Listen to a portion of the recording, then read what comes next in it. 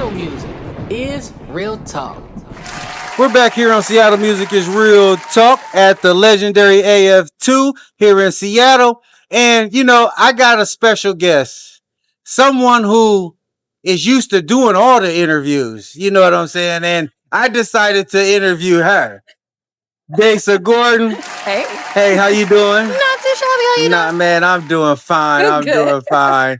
I saw you over there sitting down, you know what I'm saying, watching the fashion show. Of course. And I was like, man, let me pay homage. Oh. You know what I'm saying? And give you your flowers. Thank because you give a whole lot of artists the opportunity to come onto your platform and shine like the stars they are. You know what I'm saying? Hello. And I want to thank you for that, but for blessing the Seattle music scene, you know what I'm saying, for giving local artists the opportunities to even get the exposure on a level that you're giving it to them.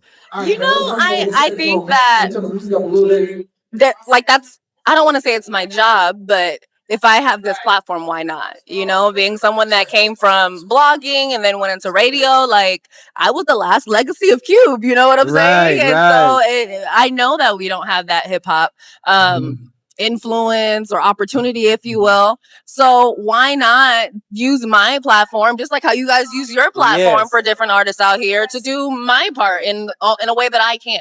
Yep, and you're doing it with my brother Omari. Yeah, you know what I'm saying. So that's really a blessing. You know what I'm saying, because Big O been in the game for a long time. Yes, he has. You know what I'm saying, and he was there when I started my career. You know what I'm saying, back in the day. Yeah. And I just want to shoot out Converge Media. You know what I'm saying, for allowing you the platform to showcase Seattle talent.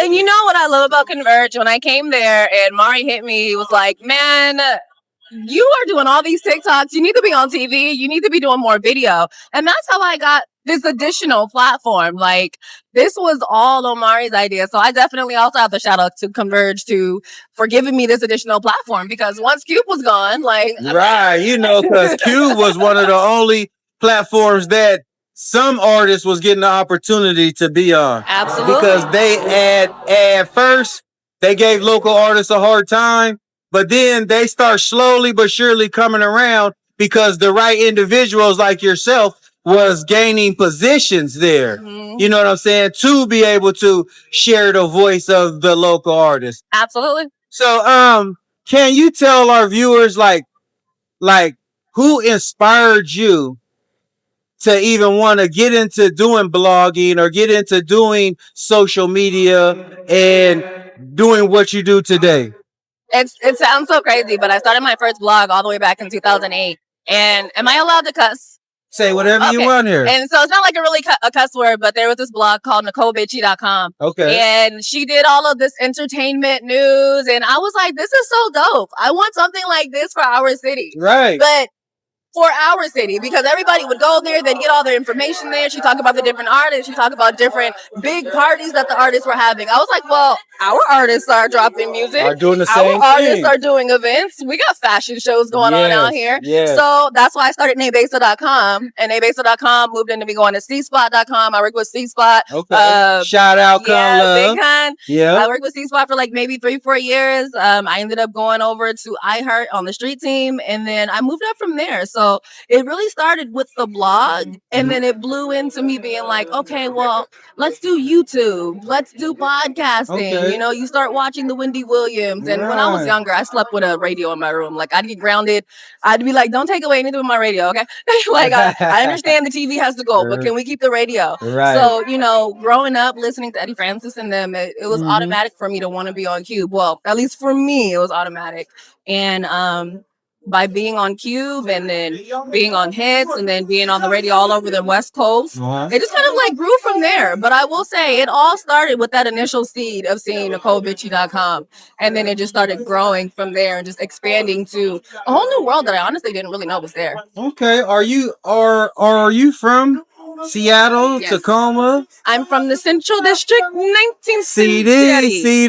baby. See me. Yeah, that's the CD, baby. No, period. Like, people keep asking me where I'm from. I'm from the Central District, in case you're wondering. Grew up on 19th and Cherry, went to Meany, used to go to the Boys and Girls Club at the Rotary.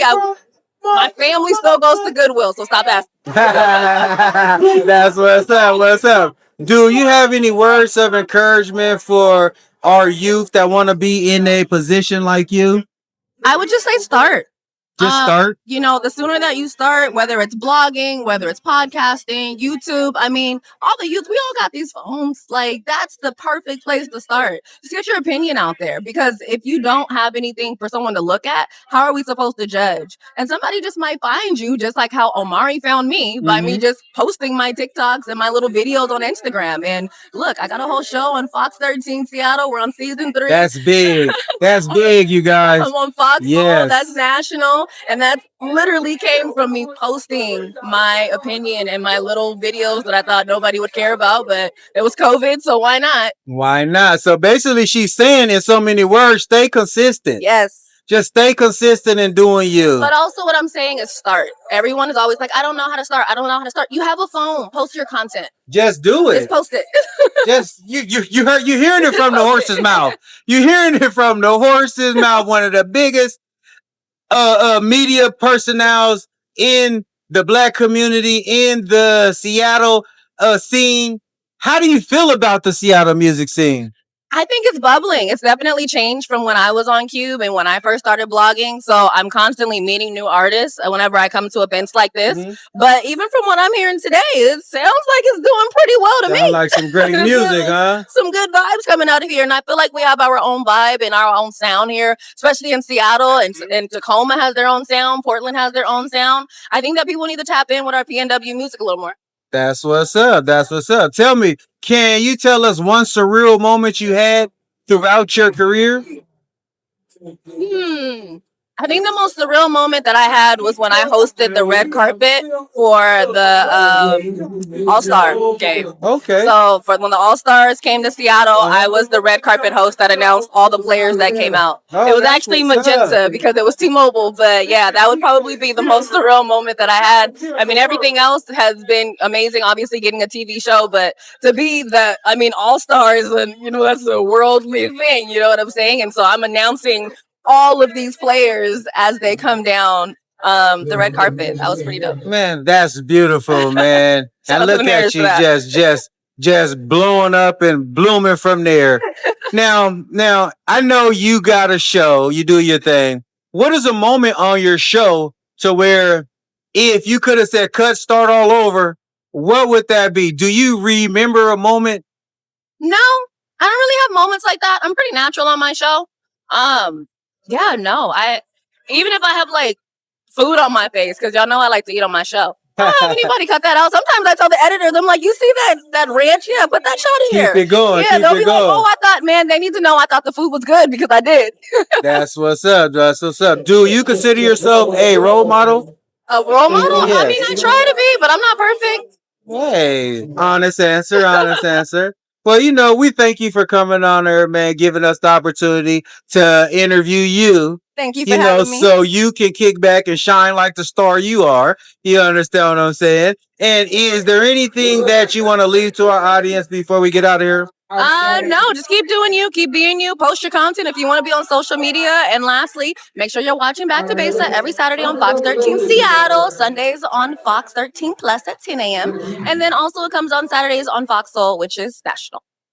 There it is. So on that note, we're going to leave you guys with this. Seattle music is real. This ain't a game. It's a movement.